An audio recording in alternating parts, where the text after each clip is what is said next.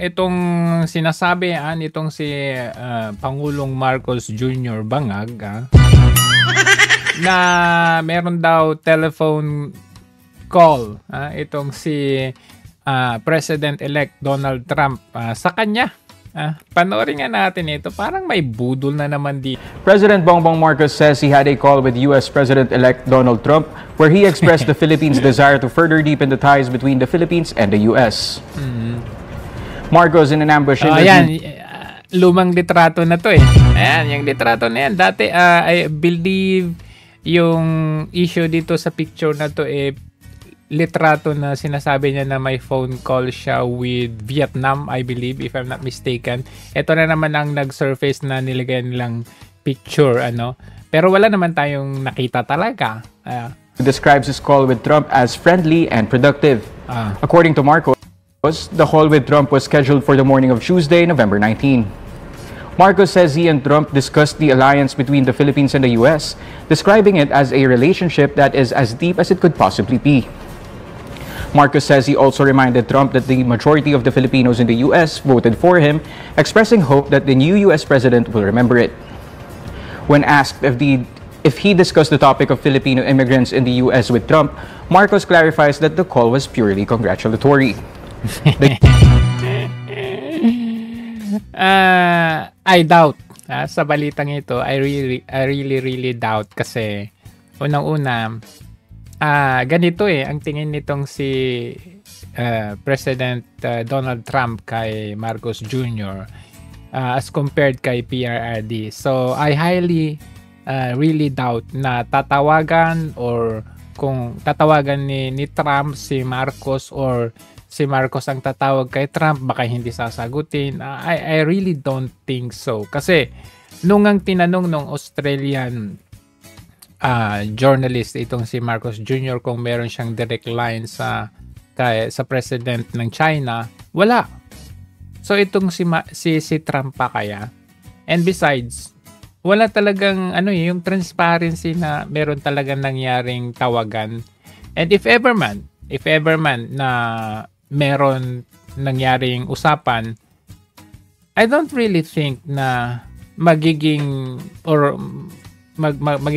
productive talaga or magpupurso or mag-a-advance yung kanilang usapan, especially in terms doon sa polisiya ng gobyerno kasi ang layo Ang layo. Iba. Si Trump kasi is more leaning kay PRRD, no? At nakita nyo naman, even si Trump nung administrasyon niya, yung polisiya niya napakalayo talaga. So, ito is something, kung ito ay fake news, kung ito ay hindi totoo, nakakahiya kasi nag-iimbento ng kwento. Paano pag biglang sumagot si Trump, anong may tawagan tayo? Never akong tumawag sa'yo or hindi tayo nag-usap. Nakakahiya ito. Ang nakikita ko lang dito ay another somewhat budol na ipakita na, okay kami ni Trump. But I really highly doubt this one. So, ewan ko kung anong gusto nilang ipakita dyan. Diba? Next, ito kasi, nagkaroon ng hearing kasi kanina dyan sa Quadcom at ang kanilang usapan ay tungkol kay Duterte na naman. Panoorin natin itong quota system na ipinapalabas na naman nila. And good thing, itong si Fajardo, wow, Brigadier General na ngayon, si Fajardo, dati Colonel. Na naging may bunga rin yung kanyang pag-sip-sip, paninipsip dito sa Marcos administration. Panoorin natin. Anyhow, dito sinabi naman niya na hindi, wala daw quota system. Panoorin natin. Dito mukhang medyo matapang-tapang si si Akop pa. Okay. Now, on the issue of quota. Quota. Sabi po ninyo, wala pong quota. Would that be correct? Gusto niyang meron Ito talaga si Akop na ito Yun po yung second issue ni Honorable Marcos Paano naging honorable yon? Nahuli yung may drug bust, tapos involve yung sasakyan ni Kong Barbers. Paano naging honorable yung ganon? Mr. Chair, Your Honor, sir, I will be speaking in my capacity as during the time of the Duterte administration, the drug war, sir, I was the chief of police. I could say, in all honesty, sir, there was no quota given to us. Let's say, in a week, dapat meron kang arrest na 5 o may killed ka na. There was no written whatsoever, even verbal instruction to us to come up with a number of arrests in a week's time. Ito, sinagot na ni Fajardo na wala naman talagang specific or quota talaga. Pero itong si Akop, ayaw niyang tanggapin. Ayaw niya. However, probably, sir, some of the station who were really at the height of their career, sir, would like to impress their superiors and deliver some accomplishment. Probably, sir, the pressure is really there during that time to deliver accomplishment. But in all honesty, sir, yung quota, sir, there was no specific policy given to us, either written or verbal, sir. At least, sa personal kong experience, sir, as during my time as COP and even my time during provincial director. Tignan nyo, ibang-iba yung facial gestures o yung aura nitong si Kong Akop, pag iba yung resource person. Pero pag kay Duterte, very, alam mo yung very friendly na parang may kabado, parang gano'n. Pero dito, ang sigaw. Yung mga ganong, yung ganong estilo ng niya, yung pagtatanong. Thank you. So, you only speak for yourself when you were a chief of police. Now, may I know, doon sa implementation ng Oplan double barrel, the first aspect is Oplan Tokhang. Hindi ba kasama doon sa pagre-report ninyo, sa accomplishment report, yung mga nagiging chief of police or station commanders before, ay kailangan may matokhang kayo na number of houses? That is correct, sir. When we speak, sir, of the number of tokhang conducted, sir, the chief of police were required to submit reports. How many houses, how many drug users were visited and undergone tokhang, sir. That I could confirm, sir. And totoo ba yung na sa isang buwan ay dapat meron kayong 50 households na matokhang? Wala nga ang kulit niya. Ang kulit niya, sinabi na nga walang quota system. Pag may definite na ibig sabihin may quota. Ayaw niyang tanggapin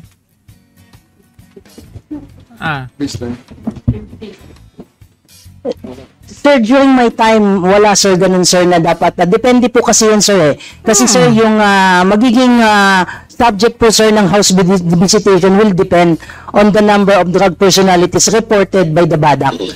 So, gusto kasi ni Akop, gusto nila, sa script nila, may quota kasi i-connect po nila yon doon sa reward system. Hindi po talaga yung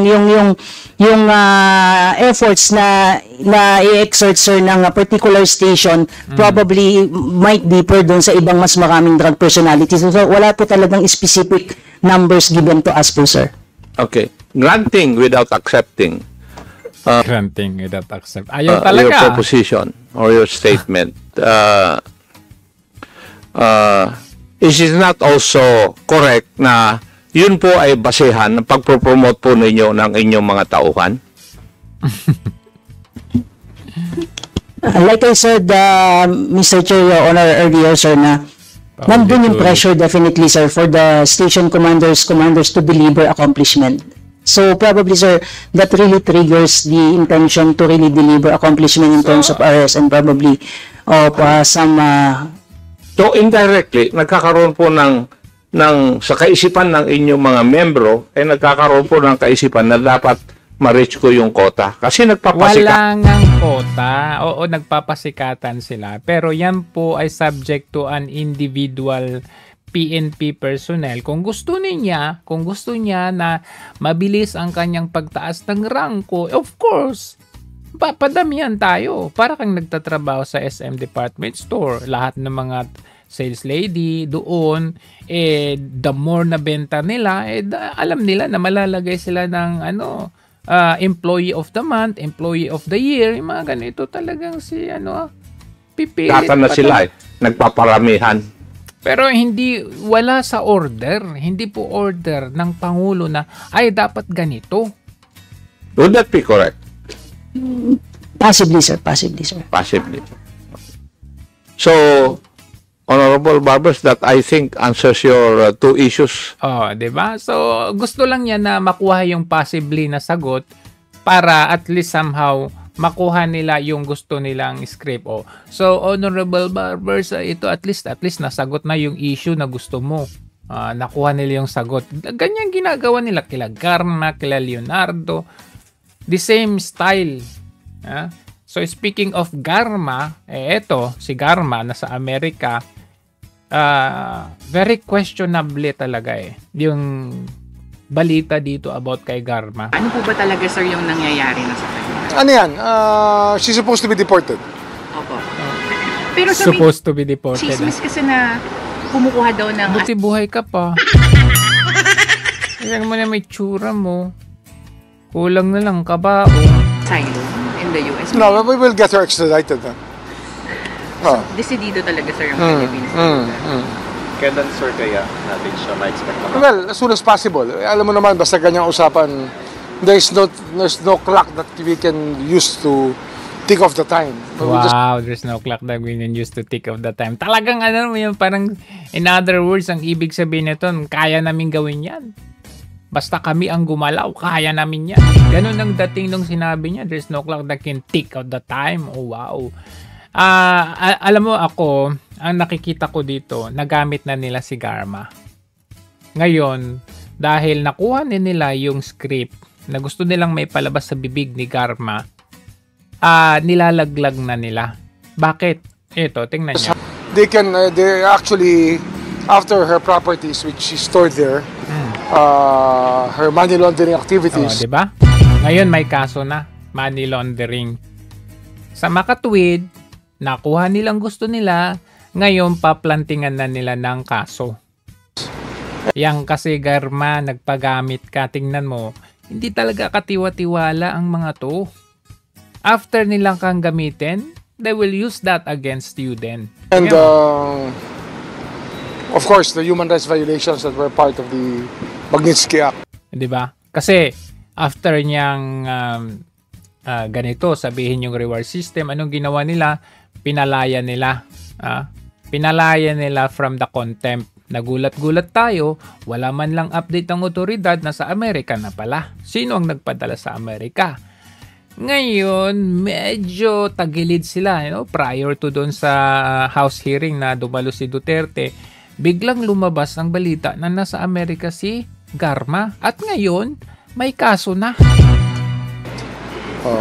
Research nyo na yung Magnitsky Act. Sir, speaking of Garma, and yun nga po, yung Quadcom, sir, kumusta po yung tinayo na pong task force on EJ? Okay naman. Ano po, sir, yung progress natin? Very, very good progress. Ito, we just cannot tignan nyo, talagang nasa Malacanang talaga ang nasa likod nito. Hindi ito gagawin na sasabihin ni Remulla kung walang kumpas ang Pangulo. Day-to-day, blow-by-blow account. But we are evaluating everything very well. Sir, medyo marami pong nasabi si dating Presidente Duterte doon sa last na pagharap po na sa Quadcom. Meron po ba tayong specific na tinitignan? Meron tayo? IHL na. International Wala na yung ICC. IHL law na tayo. Humanitarian law. International Humanitarian Law. Ang ating pinupuntirya ngayon because it is the law that the ICC is studying as well as the law that we have here. Wow. And it's the law of the ICC actually. It's what they're using right now. Bago yun bago sa pandinig natin yung IHL na yun National Humanitarian Law. So, this Republic Act 9851. So, that's what we're looking at right now. Sir, to confirm lang Yes. Yung Pangulong Rodrigo Duterte. Yes. Our task force is doing that now. Kakausap ko lang kanina yung head ng task force. Oh, galing, di ba? Iimbestigan daw si PRRD. Galing. Magaling talaga itong gobyerno na to. Very mischievous. Very hideous ang kanilang mga gawain ngayon. O eto, tingnan ninyo. Nakakatawa kasi paiba-iba and very inconsistent yung kwento dito about kay Garma. About dun sa kanyang visa, kinancel daw, pero bakit nasa Amerika? Tingnan nyo. 104, she arrived in the US in San Francisco. Arrived in the US. Wala siyang hold departure order. She's not been charged with a crime, kaya pwede siyang lumabas ng bansa. Kasama niya ang kanyang anak na babae. Wala daw siyang hold departure order. Malinaw kung paano nakalipad papuntang Amerika si Hindi malinaw kung paano nakalipad. Parang nanginginig tong reporter na to. Garma, kahit kanselado na ang kanyang US visa. Apparently, in the course of the hearings ng Senate, her visa was canceled. So, nagbaka sakali yata siya na pumunta ron. Dumating siya sa Amerika. Ang USINS ang nag-flag sa kanya. Detained sila and they're in the process of being... Maluloko nyo ba kami? Anong palagay ninyo sa intellectual namin? Napakabobo ba? Araw-araw ang mga Pilipinong nakakaranas ng offload dyan sa may airport, kahit saang airport sa Pilipinas. Ngayon, kung sinabi ninyo na nakansela ang visa or US visa ni Garma prior to, nung may hearing pa nakansela, paano siya makakalabas at makakarating ng Amerika? Dyan pa lang sa airport, kahit sabihin na natin, okay, let's say, wala ngang hold departure order. Sige, sabihin natin, granted, given. Pero, hindi ba't questionable? Oh, punta kang Amerika, cancel itong visa mo. Wala kang visa. Di ba? Kahit na pupunta ka pa lang dito sa Hong Kong tatanungin ng mga kawatan dyan na Bureau of Immigration dyan sa Pilipinas, anong gagawin mo sa Hong Kong? Pag natunugan nila na maghanap ka ng trabaho dito sa Hong Kong, hindi, offload ka na, automatic. Si Garma pa kaya na alam ng mga BI immigration dyan na meron siyang issue at controversy sa ulokohin nyo pa kami dyan. Very inconsistent at iba-iba ang mga kwento ninyo. Nakakagalit yung mga tingin ninyo sa Pilipino na parang tumataas ang presyon namin sa inyo. So anyway, pagpalamig muna tayo ng bahagya dahil eto nga't merong biro itong si Kong Marcoleta sa kanyang show na Saganang Mayaman, Mamamayan pa pala. Mayaman tuloy. Mamamayan. About ito sa mga vloggers. Panoorin natin. Nakalive tayo sa Facebook tsaka sa YouTube. Kasi mas gusto ko kung alam ba, kasi nga yung mga vloggers, kinukuha tayo dyan Ay, opo, tuloy po yun. Yung buong discussion natin, 1.5 hours, makikita ko yung sarili ko dyan, discussion natin. Kinompartmentalize Ay, parang ito. Ang hindi ko malaman kung paano tayo makakasingil sa mga vloggers na yun. May percent 1 pala tayo, Kung, ha? Wala na po. Kasi, pag tinignan ko, tingnan mo na nga, paano napunta rito? Ngayon, yung sinasabi ko, ang gagawin niya lang naman, pakinggan po natin ito. Gagawa sa sarili niyang drama doon Sa salita. Tingnan mo itong binalatan at tanalupan ito. Pakinggan po ninyo ito. Ngayon, makikinig ako yun sa salita. Kung Dante, binalatan ng Quadcom. Pagkatapos, sabi tama. Kaya ganun lang. Tama. Ganun lang. Mas hirap pa ako sa pagkakasabi ko ng lahat ng sinabi ko. Pero siya, siguro, wala pang 50 kataga ang sinabi niya. Nagsimulat na tapos. Pinagkitaan niya yun. Ayun. Tama. Reaction video ang tawag doon. Reaction video. Paano? Ang masaklap nga dyan, Kong, yung mga vloggers na mga bangag, kukunin nga itong video mo, sasawatayin ka naman, babastusin ka naman. Kung ako sa'yo, Kong, yun ang dapat mong singilin. Sila yung dapat kunan mo ng porsyento. Wag na kami. Kasi tropa tayo Natin sasabihin sa kanila, mga kaibigan ng mga vloggers, na alam naman po namin pinakikinabangan po ninyo at kami po'y nagpapasalamat din sapagkat sa pamamagitan po ng mga vlogs ninyo yung amin pong tinatalakay, pati mga komento namin, naikapapakalat. ay naikakalat po ninyo sa kinaukulan. Kaso, kaya lang... Ngunit may kalakip pong pakinabang yun eh. Ito pong dalawang kasama ko. Kailangan daw nila ng nag-i-cause eh. Sabi nila sa akin. Sabi nila po, Kong, medyo salat na kami sa hirap salat. Narinig naman po ninyo. Hindi po nanggagaling sa akin yan. Sabi nila mga ito po yung mga... Hikaos na kami, Kong. Sila po yung tapat talaga eh. Kung kinakailangan pong ihayag dito sa publiko, sinasabi po nila. Ganyan po kami katapat sa inyo. Wala kaming itatago sa inyo. Hindi kagaya ng mga kasama ko po sa Quadcom. Relo pa lang, Kong. Relo pa lang yung mga taga-miyembro ng Quadcom. Tapos yung mga pero ngayon, Kong, medyo nagbago na rin sila. Ay, syempre. Kaya nga maganda yung ginagawa natin. We are here to check and balance. Tayo po ay namumuna for the greater good ng karamihan. Hindi po ito batikos na lang, yung namumuna ka lang na just for out of nothing. Nakita ninyo, itong mga batikos natin, napapanood nila yan. Nakikita nila yan. At somehow, binabago nila. Nakita ninyo, nung umalma yung Taong Bayan, bakit kinansela yung November 13 na hearing na dadalo sana si PRRD, nasa Manila na siya? O anong ginawa nila? Ora mismo, sinolusyonan nila, tinuloy. Pero kung wala yung kasi nung traditional media sila lang yan panonoorin mo lang sa TV, kahit anong reaction mo hindi mo mailalabas. Pero ngayon dahil meron tayong social media, another force of media, talagang alam mo yun, natatakot sila na makakarating sa maraming tao yung mga komento natin. Kaya nga kung mapapansin ninyo, apektado sila sa mga kagaya natin or sa mga social media vloggers or mga reporters. Kasi meron tayong mga kanya-kanyang boses at ang boses natin ay ipapalabas natin. Taliwas doon sa dati, traditional, kahit anong ingay mo dyan, hindi may papalabas. So, that's very good thing. Hindi lang tayo palang ipuna-puna lang. Ayaw mo bang pag-usapan yung mga ugali na nakita natin na... So anyway, just lang yan, medyo some sort of the comedian side ni Kong Marcoleta, no?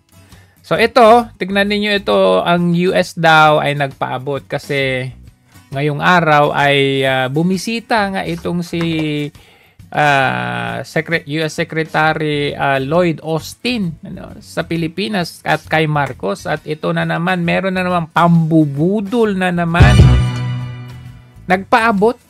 Ito na yung pinaka ilang bagyo na yung dumaan sa atin, tapos ngayon sasabihin nila nagpaabot. Ito pa nga, muling nagpaabot daw Panoorin natin to. Muling nagpaabot ng tulong ang Estados Unidos. Muli? Kailan ba yung dati? Dito sa Pilipinas sa harap ng pagtama ng sunod-sunod ng mga bagyo sa bansa. Ito ay sa naging courtesy call ni U.S. Defense Secretary Lloyd Austin III. US Defense pala. Kay Pangulong Ferdinand R. Marcos Jr. kahapon. Dito ay nagpaabot din ng pakikiramay at dasal ng opisyal ng Estados Unidos sa lahat ng ating mga kababayan na nasalanta ng magkakasunod na bagyo. Ayon kay Austin, inatasan na din niya ang US troops na tumulong sa humanitarian operations ng Armed Forces of the Philippines. Nasaan? Inatasan? At sa kung inatasan, bakit ngayon lang? Ang dami na, from Karina, Christine, Pepito. Tapos ngayon, may bago na naman. Ilang bagyo na ang dumaan, tapos sabihin mo, nag-atas ka. Nasaan? Hindi nga namin makita Taliwas doon sa yung ginawa nila sa Davao, sa KOJC. May mga nakita tayo ng mga foreign entity. Patago-tago sila pero nakita pa rin, nahagip pa rin ng litrato. Tapos dito sasabihin, nag-abiso daw sa mga ang EDCA na yan, hindi natin makita-kita. Philippines sa mga apektado. Buti pa nga yung mga yung forces ng Singapore, ng Malaysia, nagpadala sila sa atin. Ang komunidad. Lubos naman ang pasasalamat ni Pangulong Marcos Jr. sa patuloy na pagtulong ng Amerika sa Pilipinas. And the U.S. has also secured another $1 million in urgent humanitarian aid. Wow, $1 million. Nasaan kaya yung $1 million na yan? And that will enhance the work. Parang last year, naalala ko, sabi nila, meron daw silang $500 million na, ano yun, aid, foreign aid, or nag-pledge sila ng $500 million. Nasaan kaya yun? Hindi ko makita, hindi ko maramdaman. Nasaan kaya? Tapos ngayon, $1 billion? Magkano lang kaya yung $1 million na yan? Ah? Parang tinalo pa kayo ng Singapore at ng China at ng Malaysia. Of USAID in the World Food Program. And that's in addition to the nearly 100,000 pounds of supplies that we delivered after Typhoon Julian. Nagmamadali si Marcos Jr. sa pagpapabilis sa batas, no, ng proposed 2025 national budget. Pero pagdating doon kay VP Sara, confidential funds hanggang ngayon, mula noon hanggang ngayon, yun pa rin ang dinidinig. So, bakit ito yung budget niya, budget ng pinabibilisan, di ba hindi pa nga tapos yung kay OVP? Ano kaya mangyayari doon? Panoorin natin to. Inatasan ng Malacanang ang Senado na madaliin na ang pagsasabatas sa panukalang 2025 national budget. Sa liham na ipinadala ng Malacanang kay Senate President Francis Chis Escudero, grabe nagmamadali Wala na bang pera talaga? Urgent na ang pagsasabatas ng naturang panukala. Ibig sabihin nito, kapag pumasa na sa second reading, ay maaari na itong agad na ipasa sa third at final reading ng mataas sa kapulungan ng Kongreso. Ngayong araw, inaasahang matatapos na ang budget deliberation ng Senado, habang sa susunod na linggo naman, ay nakatakdang isailalim ito sa second reading. Kapag nakapasa na ito sa Senado, agad na ring isasagawa ang ilan kaya yung budget ng flood control na naman dyan? Bicameral Conference Committee para sa pagre-reconcile ng magkakaibang probisyon ng Senado at Kamara. Target ng Kongreso na maipasa ang budget sa unang bahagi ng Desyembre upang mapirmahan na ni Pangulong Ferdinand Marcos Jr. at maging ganap ng batas. Wow! Paano kaya yung sa OVP? Di ba may issue pa doon? Bakit ngayon bigla kang nagmamadali? Parang you are just proving na wala na ba tayong pera? Sagot. Eto, bumisita daw si Marcos Jr. sa Catanduanes. Salamat naman nang hindi natin hanapin na nasaan ng Pangulo. Pero teka, parang may mali. Magbibigay din sila ng mga construction materials para sa mga pamilyang nasira kanilang construction materials. Parang yung last na bagyo na ilang pirasong Christine nata yun, Christine na bagyo. Ilang pirasong 3, 4 na pirasong yero, tapos pako. Paano ka makakagawa ng bahay niyan or magre-reconstruct ng bahay niyan? Ang mga tirahan. Tapos ang budget 50 million. Alam nyo kasi sa mga ganyang budget. Kaya gustong-gusto nila na may proyekto na ganito kasi dyan sila nakakakobra ng kukupitin nila. Yan yung masaklap at kawawang pobreng mga taong bayan na naman. Na kailangan pa talaga nilang pumunta dyan, pumalakpak, tumayo. Pero ang ibibigay lang sa kanila, kakarampot doon sa halaga na kanilang ibubulsa. Galing Nagbibigay po kami. Hindi pa, wala pa rito. Muna susunod na po. Nagbibigay. Wala pa? Ano sabi mo? Po kami. Hindi pa, wala pa rito. Wala pa pala. Parang pledge pa lang, para ka din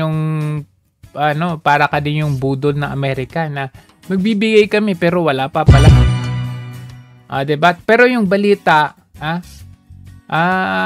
ipinamahagi. Ito, bumisita sa Catanduanes, ayuda at construction materials ipinamahagi sa mga biktima ng bagyo. Pero, in reality, wala pa pala dyan. Susunod na po. Sa susunod daw. Next week o kaya next month. nagbibigay po kami ng mga tinatawag, mga building materials po, mga yero, mga tusbordos, pati martilyo, pati pako, magdadala po kami para kahit pa paano masimula ninyo ang pagpaayos ng mga inyong mga bahay, yung mga damage na bahay. Yeah, 'di ba? Grabing budol 'yan, ha. Kasi magbibigay pero ang balita pa nga ipinamigay. Pero hindi pa pala. Yan. Ating mga opisyal na nandito. Hindi ka na naman naligo. Kailan ka ba talaga maliligo? Ating mga kongresista. Tingnan nyo, lata, hindi naligo.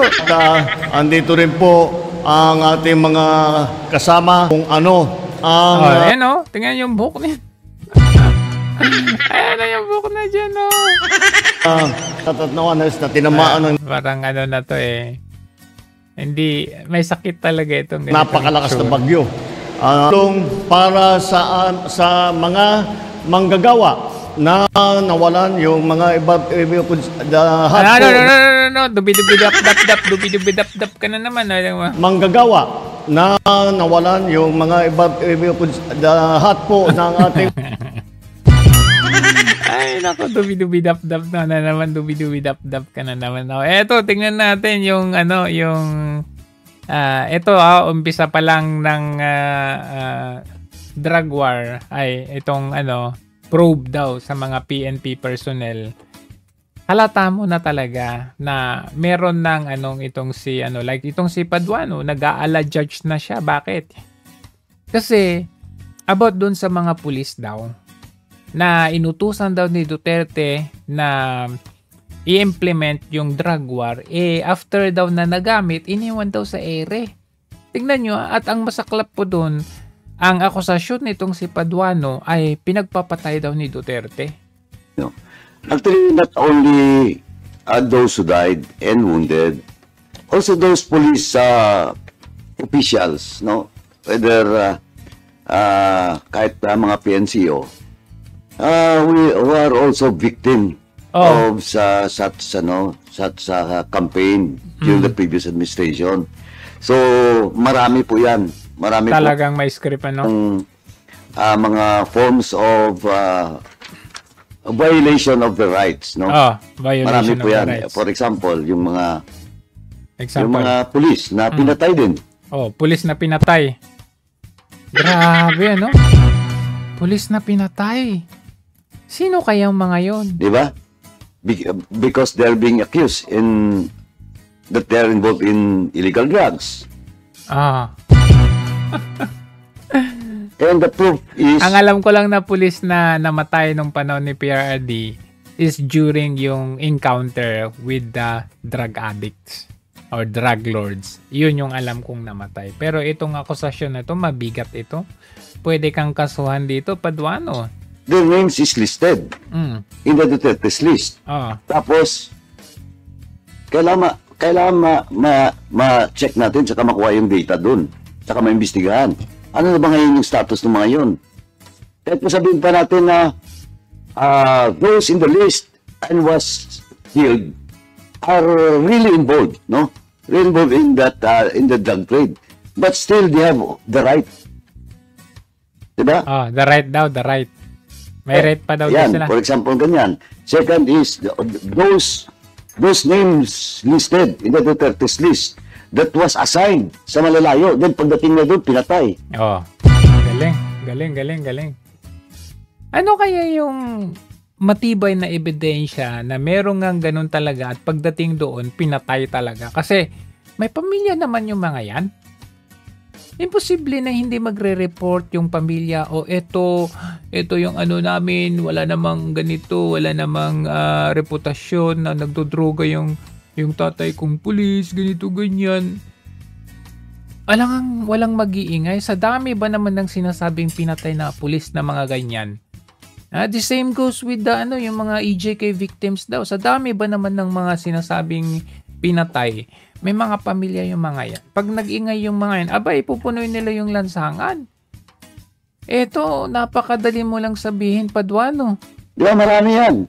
Marami? So, we have Nasaan? to get that list and documents.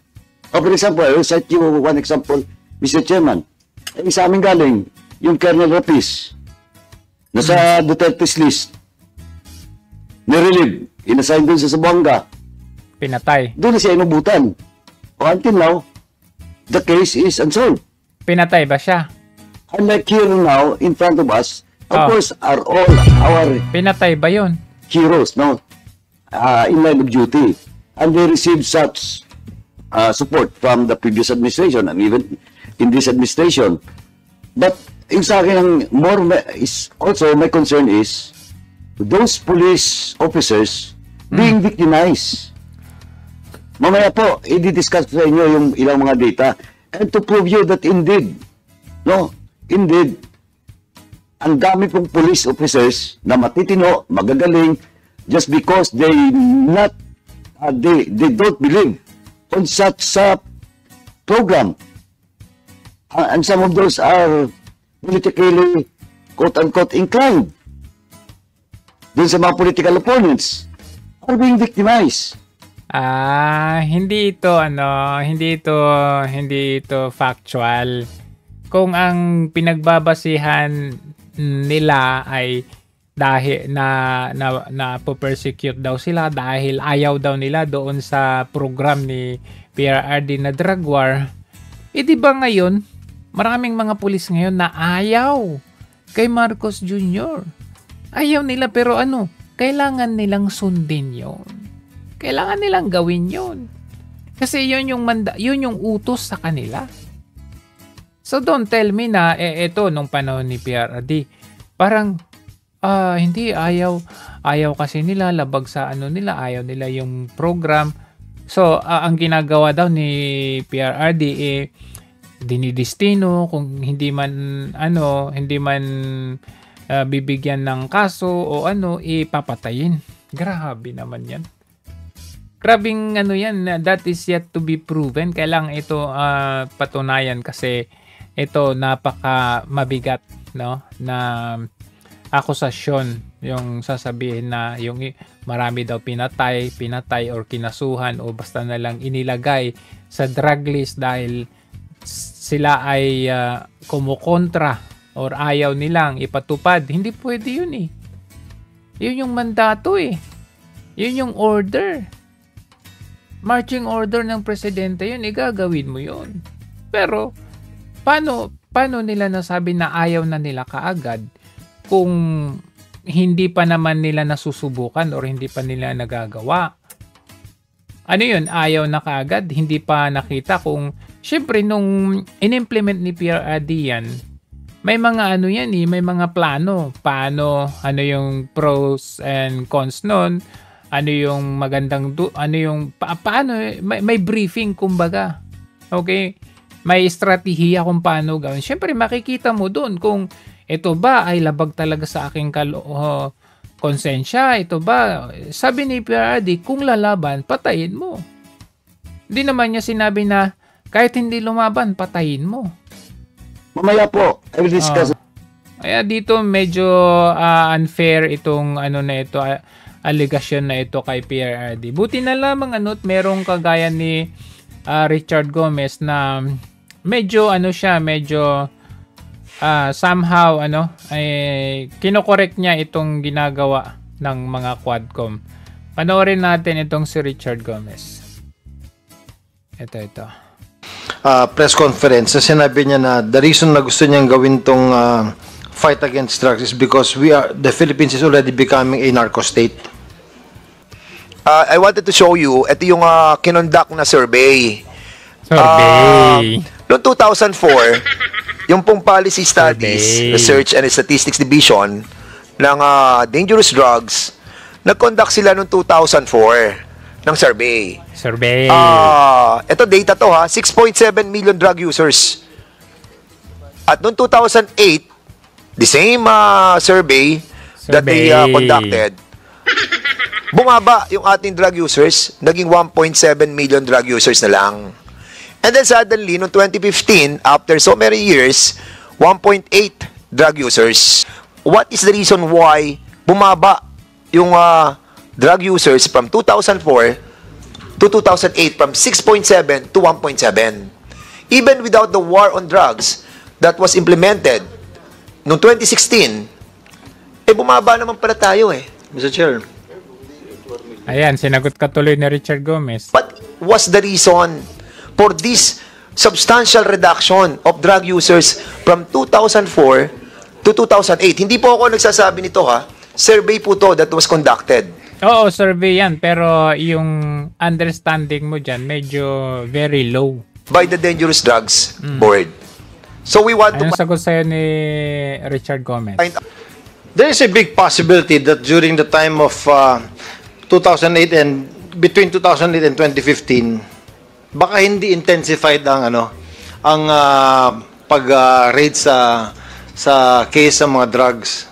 Because in 2016, when the President Duterte sat, there was a strict order na magkaroon ng fight against drugs. So yung na-intensify yung laban sa drugs, kaya maraming nare-report ng mga cases, kaya tumaas ito. Oh, tama. And that's the reason. But if I remember right, Mr. Chair, I don't know if that was during the inaugural SONA ni President Duterte or one of his press conference, sinabi niya na the reason na gusto niyang gawin tong fight against drugs is because the Philippines is already becoming a narco state.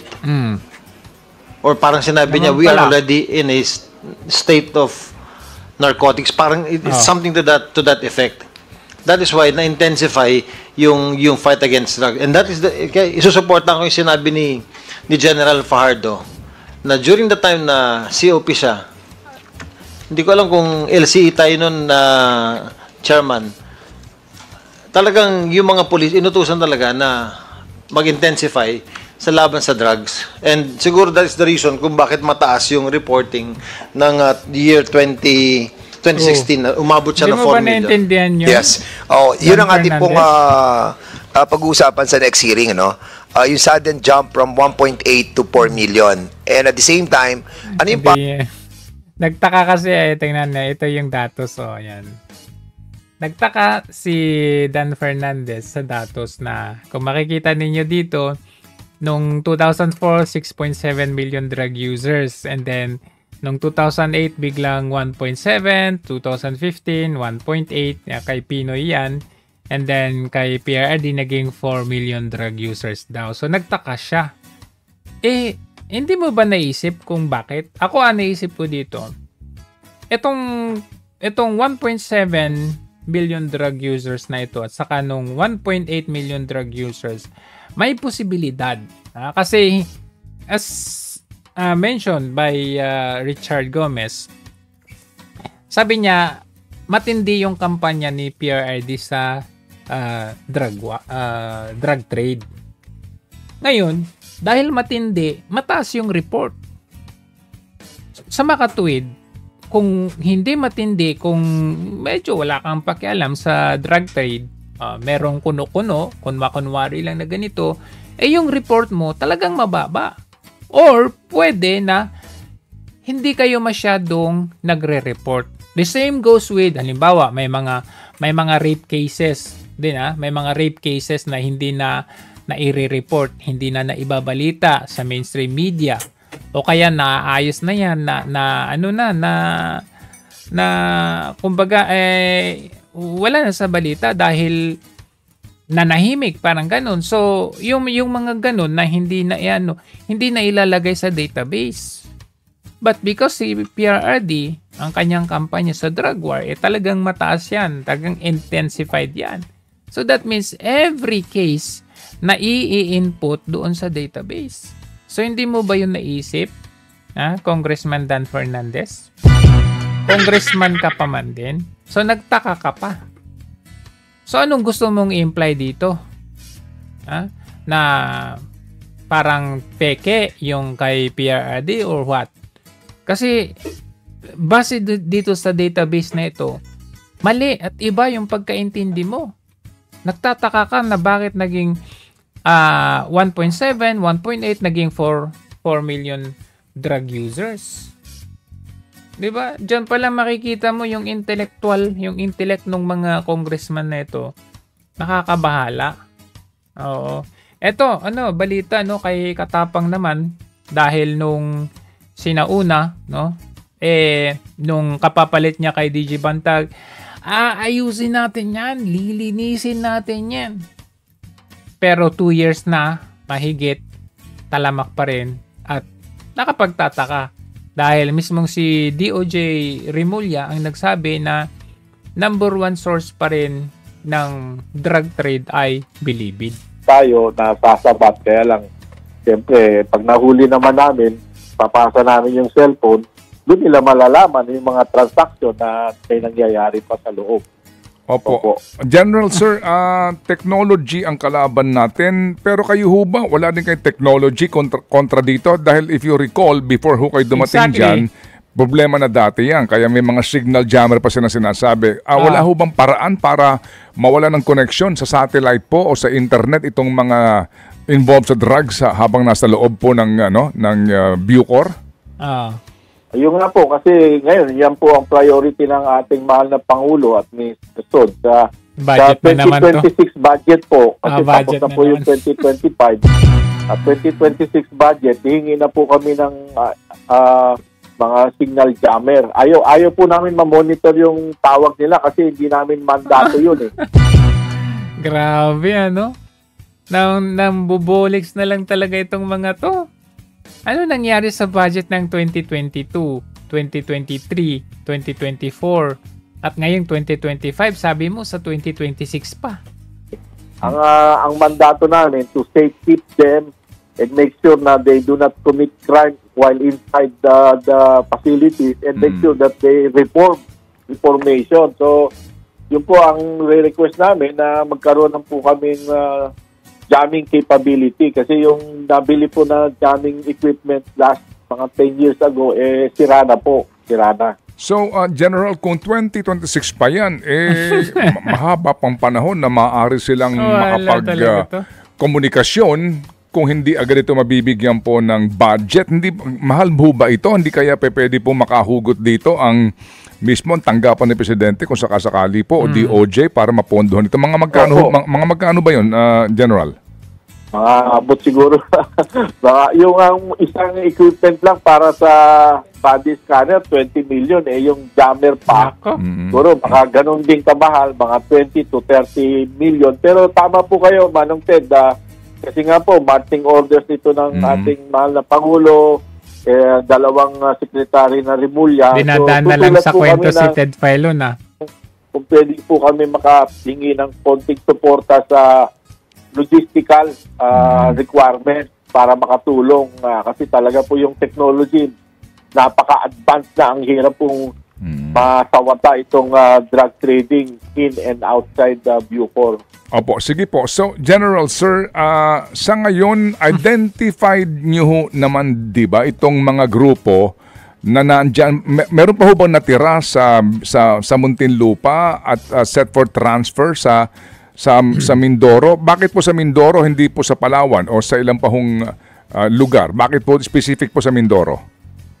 Sa Mindoro po kasi talagang bulubundukin at saka isolated. Talaga pong, yan po ang dinesignate ni Secretary Boying Remulla. Dinadaan na lang talaga. Di ba maalala ninyo nung last year na sinabi pa ni Katapang na lilinisin niya, pagagandahin nila yung tawag nito, yung Bilibid at meron pa silang super mega prison. Panay bolat, panay kwento. Nagkaroon pa ng hearing regarding dyan na kasi may mga nahuli na mga nakapapasok na mga alak, mga droga, meron pa yung yung bloke ng na dinaan sa box ng Hopia. Sana napunta yung mga ganong hearing ang usapin. Tapos ngayon 2025 na. Ganyan pa rin. Number 1 source pa rin ang Bilibid na yan.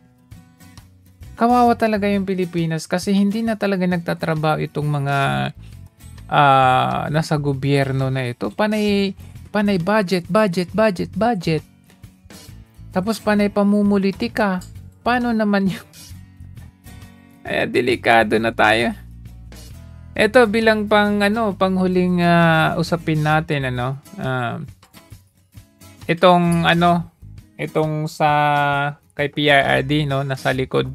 Yung sinabi ni PRRD na yung gobyerno si Marcos ang nasa likod nito, hindi talaga ito malayong mangyari sa totoo lang. Kasi halatado naman panay sila Duterte sa budget, si VP Sara, sa mga crime na ito si PRRD. Suportado ng Malacanang ang pagharap ni dating Senador Antonio Trillanes IV sa pagdinig ng House Quadruple Committee o Quadcom kaugnay ng extrajudicial killings o EJ case sa anti-drug war ng nakalipas na administrasyon ayon kay dating Pangulong Duterte. Matagal nang inaakusahan ni Trillanes ang pamilya Duterte na tumatanggap umano ng salapi mula sa drug lords. Kasi itong si Trillanes, talagang Malacan yan, sponsored yan. Hindi gagalaw yan ang kanoyan, walang pera yan. Ewan, nagtataka ako. Tama. Hindi yan gagalaw at hindi yan makakapunta dyan sa mga hearing na yan kung wala talagang Doon nga pinag-usapan nga kanina doon sa kay Kong Marcoleta sa saganang mamamayan. Sinasabi nung dalawang angkor doon na nakita sa CCTV na itong si Trillanes miniting daw yung sila Garma at yung si Colonel Leonardo dyan sa may Midas Hotel. At yung Midas Hotel na yon, ang may-ari nun ay walang iba kundi si Zaldico. Ang Malacanang na ginagawa naman wala naman kaming kasalanan sa kanila, hindi naman ako nag-atake kay Presidente. Pero alam ko na si Trillanes nagtrabaho kay President Marcos. So, pagka ganon, mapipilitan akong tatabo uli ng mayor. Plano na ng dating presidente na magsampa ng kaso laban kay Trillanes. Yung kasinungalingan ni Trillanes gusto kong i-konsulta kasi I have to file libel cases against him. Ikaw yung abogado. So, para baka sabihin ng tao totoo. Sabi ko na isang kapiting doon wala. Sabi ko nga kung totoo yan, I will ask my daughter to resign as Vice President. At yung anak ko, Mayor, mag-resign dapat. Dapat lang kung totoo. Pero para kay Executive Secretary Lucas Bersamin, hallucination o guni-guni lamang ang pahayag ni dating Pangulong Duterte. Natatawa ring sinabi ni E.S. Bersamin na mahirap nang pumatol sa mga ganoong pahayag. Ganun na lang. Ano? Apa. Alam mo, mahirap pumatol na sa ganyan. Hallucination na yun. Ano po, sir? Hallucination. Yun, kung hallucination yung ganyan, paano masabing hallucination kung halatado na yung galaw nila? Sa hearing nila sa budget, confidential funds ang target nila. Pero yung flood control, hindi man nababanggit. Wala man hearing natin. Intensified na hearing talaga. Ito, paulit-ulit. Meron na naman sa susunod. Pero yung flood control, nag-hearing lang kunwari ng isa lang, and then wala nang sumunod. Nag-chair pa si Bong Revilla, nag-chair pa siya doon. Pero tinanggap naman niya lahat ng sagot ni Bunuan. So anong tawag doon? Hindi yun intensified na hearing. Kunwari lang dahil clamor, sigaw ng bayan, kaya pinagbigyan yung taong bayan, pero wala din namang pinatunguhan. Unlike dito, si PRRD pa ulit-ulit na lang ang tanong, EJK, ICC. So, paano naging hallucination yan? Kung si PRRD ay mapipilitan tatakbong pagka-mayor, itong si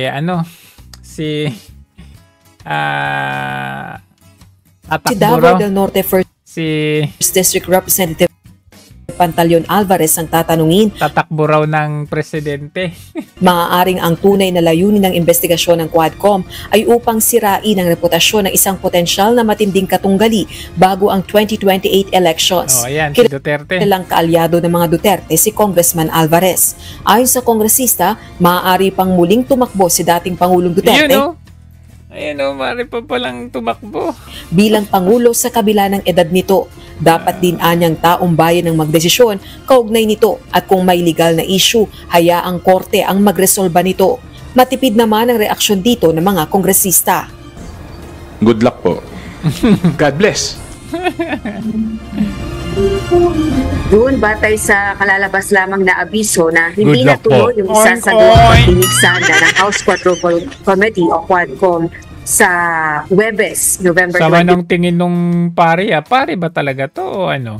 Ito ay dahil marami sa mga kongresista ang abala sa pag-aasikaso sa kanilang mga distrito. Yung tingin ni Leila de Lima Hindi po yan si si Junel That's not Junel Wag mong yung pangarapin yan. Ito lalo na. Hindi yan papatol sa'yo. Yung mga naapektuhan ng mga nagdaang kalamidad, kabilang na ang bagyo. Pa ang nagpapalutang ng muling pagtakbo sa pagka-presidente o sa Malacanang ni dating Pangulong Duterte si Congressman Pantaleon Alvarez. Silang ba yun o meron siyang kasama?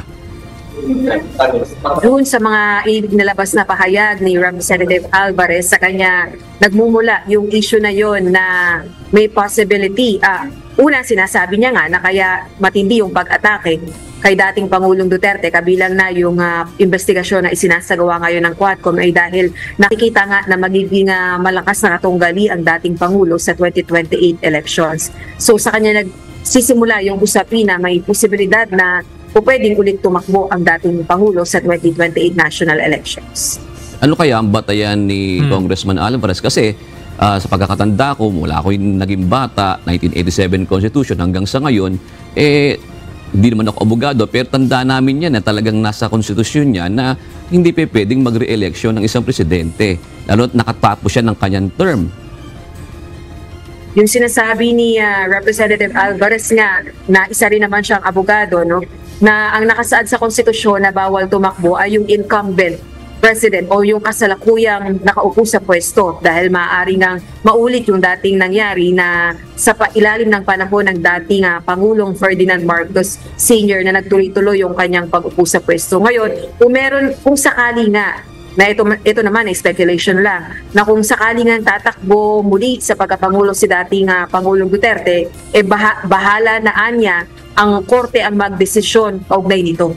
Dahil sa paniniwala niya bilang isang abogado, yung abogado yan abogado yan si Pantaleon. Ng konstitusyon para sa mga incumbent o kasalukuyang nakaupong presidente, sila ang hindi pwedeng huling tumakbo. Pero yung mga nakapagsilbi na at tapos na yung termino para sa kanya, para kay Representative Alvarez, pwede pa ulit na tumakbo ng eleksyon bilang Pangulo. Yun nga, medyo matinding question yan sa legalidad kasi nakalagay sa konstitusyon natin. Mukhang ayaw mong tanggapin malay mo, pwede. Tignan natin. Di ba? Okay, panghuling natin, balita, or pag-usapan, ito ngang nangyaring flood control. Kasi merong panukala itong si Governor Padilla ng Catanduanes na instead of flood control, kasi parang so instead na flood control, yung evacuation center na lang, yung bongga, yung maganda, yung properly facilitated na evacuation center. Kasi maganda yung reason ni Governor Padilla dito Ewan ko kung anong alay ito, pero nakikita mo kasi or makikita mo dito kung flood control kasi parang milking money milking project na hindi masyadong naa-account or hindi masyadong kagaya nung si Dong Gonzales, 'di ba? May kaso siya diyan sa flood control. Ano nangyari? Hindi man lang hiniring yan sa kanila. Pero karamihan diyan ang lagi nilang number one na project na pinagkukunan ng kanilang kukurapin flood control. Kasi mahirap hanapin yan eh. Hahanapin nila yan. Paano natin hanapin? Pero pag sinabing evacuation center, at least makikita natin, oh, 'di ba? Makikita natin halimbawa may paaralan na pinapagawa o kaya market hub na pinapagawa, tapos nakita natin may groundbreaking, may budget na i-budget doon, tapos lumipas na yung panahon, hindi pa natatapos. So makikita mo talaga, very visible siya. Pero yung flood control, saan natin hahanapin yung flood control na yan? Kaya gustong-gusto nila yung flood control na project. Ang tanong kung wala namang flood control, hindi mo na kailangang evacuation center, di ba? Oo nga.